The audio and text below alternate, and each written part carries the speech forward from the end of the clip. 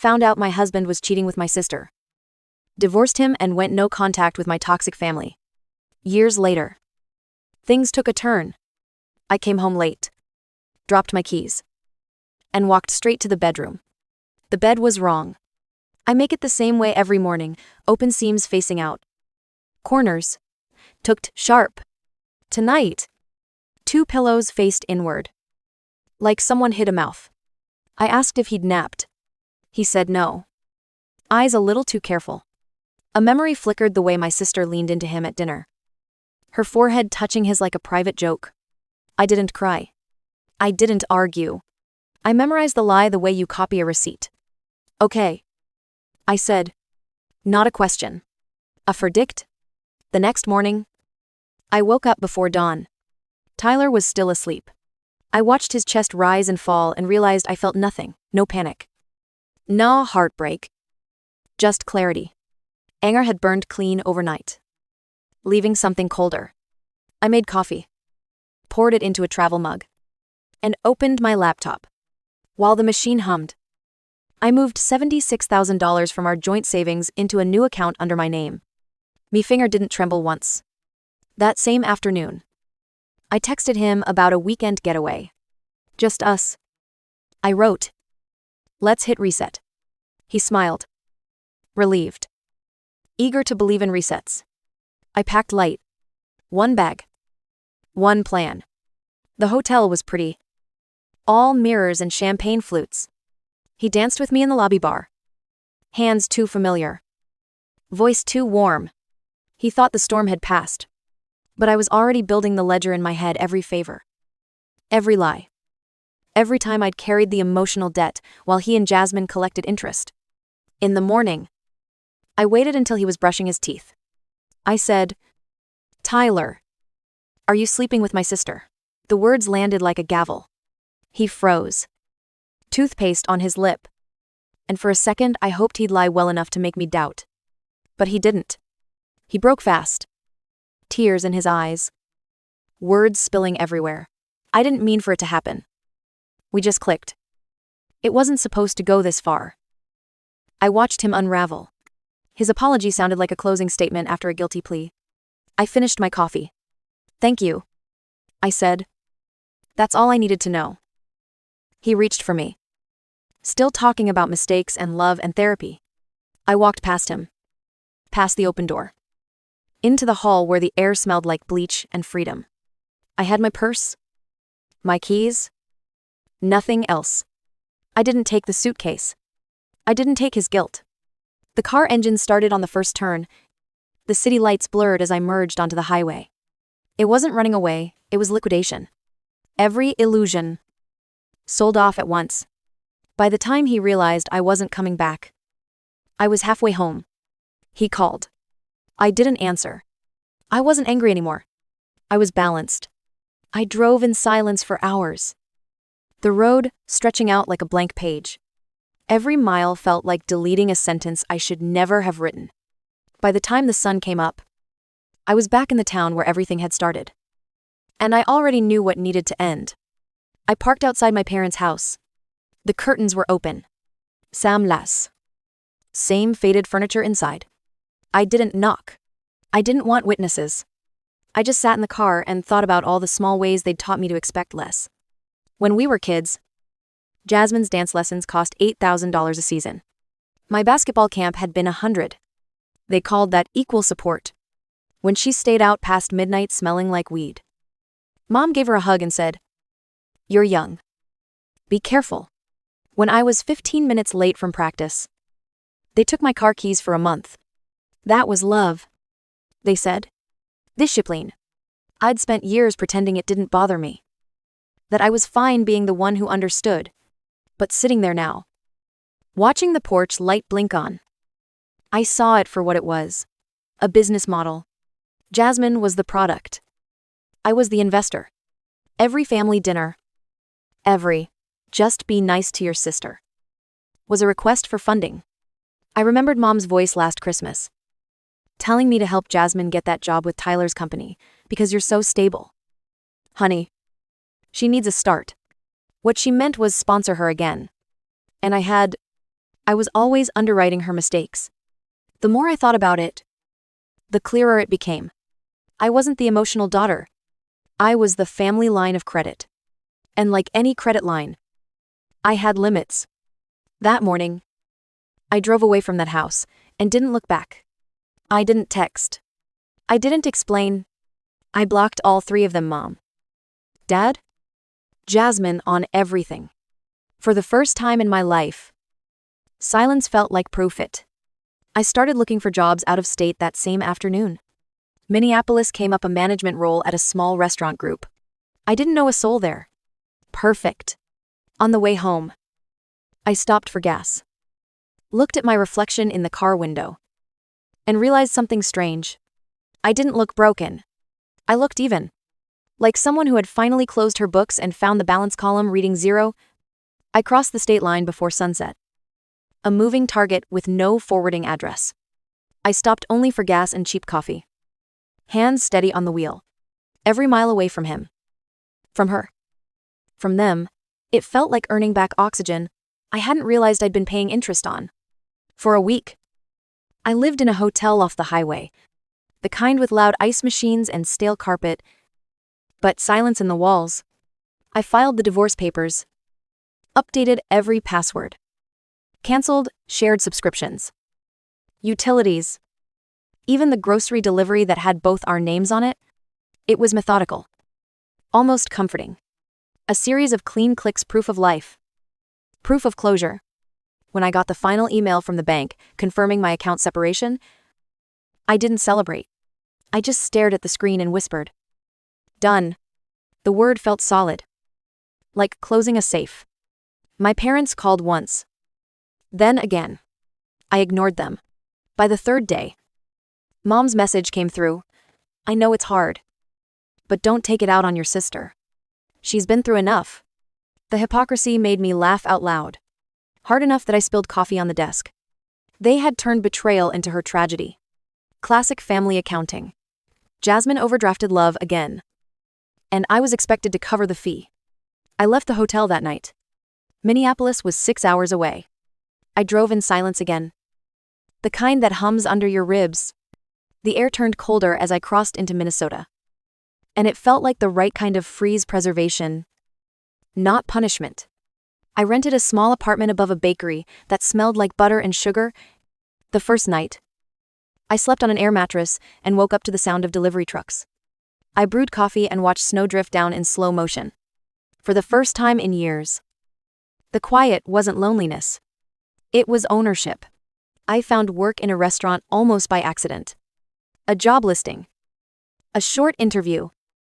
And then Caleb, one of the owners, saying, "You seem like someone who fixes things." I didn't correct him. He wasn't wrong. The restaurant was warm. Loud. Alive. People laughed without calculating who got the spotlight. Caleb's twin brother, Logan, worked the bar. His mother sent lasagna to staff meals.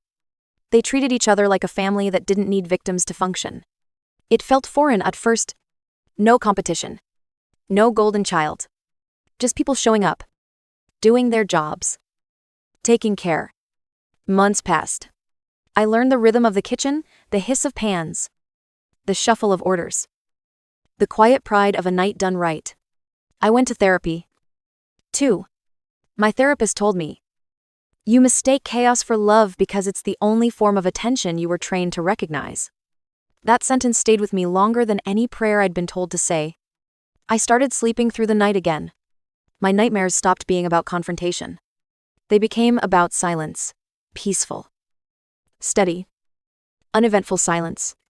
Then, out of nowhere, a wedding invitation showed up in my mailbox. A thick cream envelope with cursive lettering times Jasmine and Tyler asterisk. Inside, their faces were pressed together in a sunflower field. Both of them smiling like the world had never burned. My stomach didn't drop. My pulse didn't spike. I just read it once. Then again. And thought. Asterisk. Of course. There was a letter. 2. From my parents. Families heal with time. It said, "We hope you'll forgive and stand with your sister on her big day." At the bottom, Mom's handwriting. You'll always be part of us. I laughed again. A dry, soundless laugh. Then I tore the invitation into small squares and fed it to the garbage disposal. It whirred, coughed once, and went quiet. Perfect symbolism. That night, Caleb found me still at work after closing. You okay? He asked. I said, yeah, just cleaning up old inventory.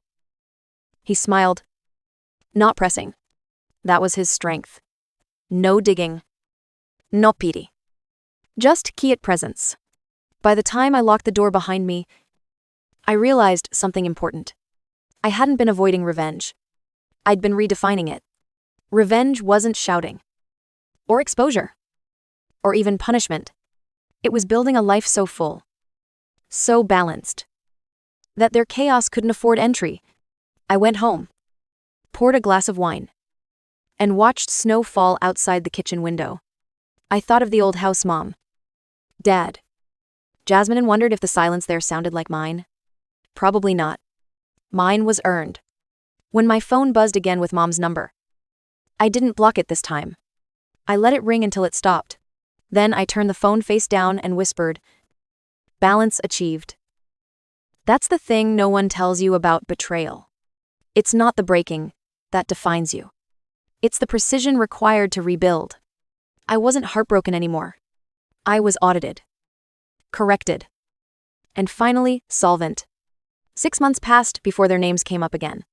By then, the restaurant had become home. I knew every sound it made the fryers hiss. The hum of the walk-in fridge. The laughter that came in waves right before dinner rush. Caleb had a way of running the place that made everyone feel safe. Like we were all co-signers on something worth keeping. I'd stopped looking over my shoulder. Most nights ended the same way, a glass of wine. The smell of bread cooling. The soft hum of conversation between Caleb and his brother as they cleaned up. For a while, I let myself believe the story was over. Then, one Tuesday afternoon, I came back from deliveries to find an envelope wedged under my apartment door. No return address. Just my name in my mother's careful script. My stomach went still. I set it on the counter and stared at it for an hour before opening it. Inside was a single-page Times. Your sister's kidneys are failing. She needs a transplant. Doctors say you might be a perfect match. We need you to come home. No apology. No warmth. Just a transaction. I didn't respond right away. I made tea. I called my therapist. I went to work and didn't mention it to anyone. But that night, when the restaurant closed, I stayed behind. The lights were off. The kitchen quiet, except for the hum of the freezer. Caleb found me leaning against the counter, reading the letter again. He said, "You okay?" I handed him the paper. He read it once. Jaw tightening. You don't owe them anything. I know. I said, but they think I do. That's when I realized what this really was. Not a plea. A debt collection notice. The family account was overdrawn again. And I was still listed as guarantor. 2 days later, my company's HR department called me in. They'd received paperwork requesting medical leave for organ donation. Signed by me. Except I hadn't signed anything. My mother had called pretending to be me. Faxed forms. Even provided my social security number. That kind of violation hits different. It's not emotional, it's structural. Like someone breaking into a vault. Not to steal money. But your signature. When the HR manager slid the documents across the desk, I looked at the forged scrawl of my name and almost admired it. Clean penmanship. Convincing curves. They'd practiced. I thanked him for alerting me. Then went home and booked a one-way flight to Missouri. Not to save anyone. To finish the audit. On the plane, I wrote down every transaction that had ever existed between us. The dance tuition. The curfew punishments. The fake sympathy. The silent years. Next to each one, I drew a line through the word times owed SCAD. When I landed, the humidity felt heavy. Like a debt collector breathing down my neck. They picked me up at the airport, both of them. Pretending this was some family reunion. My mother cried in the car, saying, "You're doing the right thing. Honey, you're saving her life?" I stared out the window. "I'm here to talk to the doctors." I said, "That's all." They nodded, mistaking precision for agreement. At the hospital, I met with the transplant coordinator. She smiled too brightly, explained that Jasmine's condition was critical, that I was indeed the ideal donor. I asked for test results, compatibility data, everything in writing. Later that evening, I walked into Jasmine's room. She looked smaller than I remembered, but not innocent, still performing, even from a hospital bed. When she saw me, her eyes filled with tears. "I knew you'd come," she said. "I knew you wouldn't let me die." I took her hand, felt how cold it was, and leaned close. "You're right," I whispered. "I wouldn't let you die. Not until you knew exactly who killed your chances." Her face twisted. "What are you talking about?" I smiled, the kind that doesn't reach the eyes. "The doctor said I'm a perfect match. The only one. And I'm not giving you anything." The silence that followed was thick enough to taste. My mother gasped. My father muttered something about forgiveness. Jasmine started to cry. But it sounded rehearsed. I let go of her hand. "You always thought I existed to save you. Turns out, I was the insurance you never paid for." When they started yelling about family, about morality, about God, I didn't listen. I was already walking toward the door.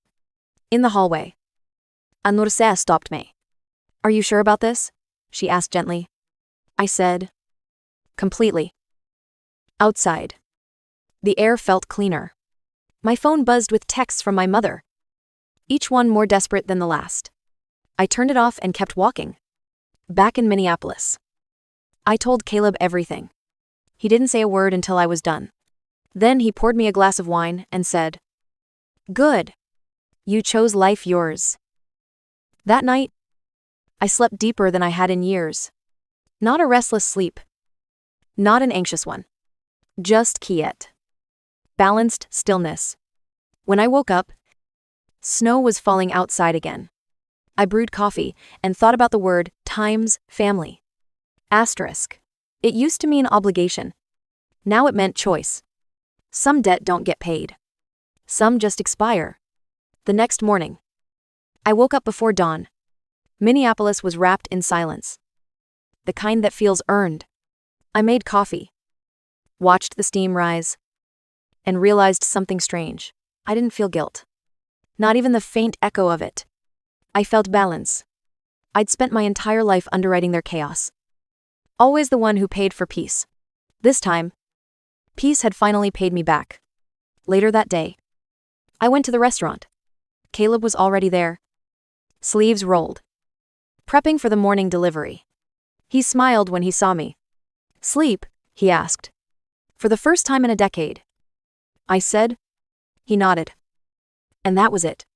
No speeches. No questions. Just understanding. That's what love looks like when it's clean. No ledger. No guilt clause. Weeks passed. And the noise from Missouri faded. Calls stopped. Texts stopped.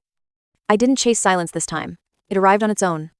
Every day I worked, laughed, went home to my boys, and cooked dinner with Caleb. My life began to fill in the empty spaces that used to ache. Then one morning, an email arrived. The subject line read Times update on family member, Jasmine. Asterisk. It was from the hospital. Short. Clinical. Her condition had worsened. Palliative care recommended. I sat there for a long moment, the cursor blinking at the bottom of the message like a heartbeat. Then I hit print. The paper slid out warm into my hands. I folded it once, neatly, and slipped it under the restaurant ledger at my desk. That was my closure. Not dramatic. Not loud, just administrative. One last entry reconciled. That evening, Caleb's parents came by for dinner. They brought dessert, stayed late, told stories about when he and his brother were kids. His mom reached across the table and squeezed my hand. Said, "You fit here." You know that. I smiled. Yeah. I said quietly. I think I do.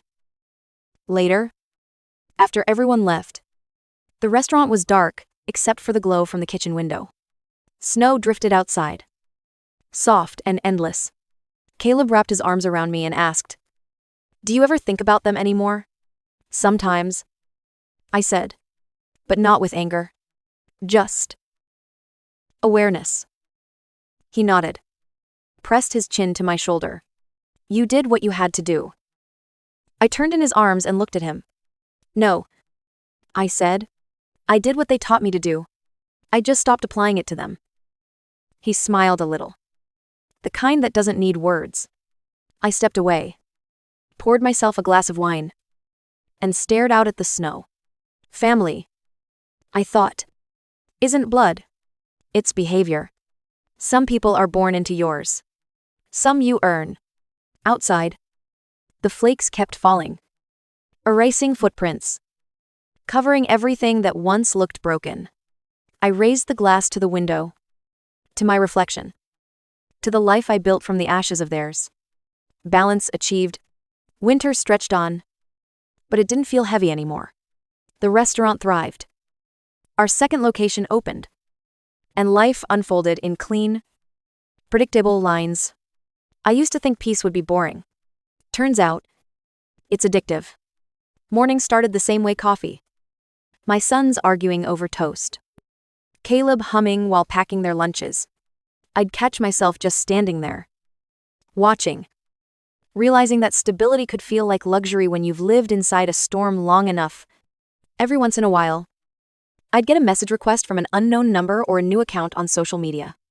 I didn't open them, but the previews always gave them away phrases like, "Times, we miss you." Asterisk or "Times, please talk to us."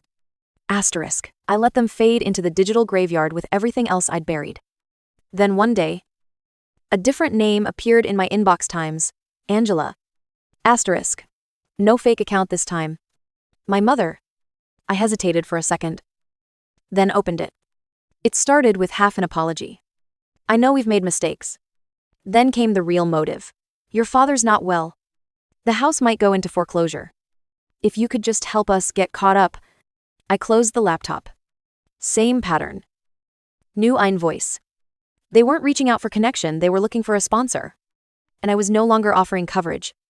That night, I told Caleb. He didn't look surprised. "What do you want to do?" he asked. "Nothing," I said. They already got their answer years ago. I wasn't angry. I was simply uninterested. Their need had lost its leverage. That's the quiet power of detachment when manipulation stops working. The noise stops too. Spring arrived. Snow melting into the city drains. Sunlight finding every corner of the restaurant. We threw a staff dinner to celebrate our busiest season yet. Laughter filled the place until midnight. When I looked around at the people clinking glasses, Caleb, his brother, the servers, the cooks, it hit me. This was family. Chosen. Consistent. Accountable. No golden children. No scapegoats. Just people who showed up. Later, I locked up. The restaurant quiet again. The ledger sat on my desk. The folded paper still beneath it, that hospital notice from years ago. I pulled it out. Unfolded it one last time. Read the date. And smiled faintly. Then I tore it in half. And again, until it was nothing but small, clean squares. The shredder hummed. Steady and final. When it was done, I leaned back and breathed out. For the first time, there was no lingering thought. No unfinished sentence. I turned off the lights, stepped outside, and felt the cool airbrush against my skin. Minneapolis glittered around me. Alive and indifferent. Just the way I liked it. Peace wasn't loud. It didn't announce itself. It just arrived one day and refused to leave.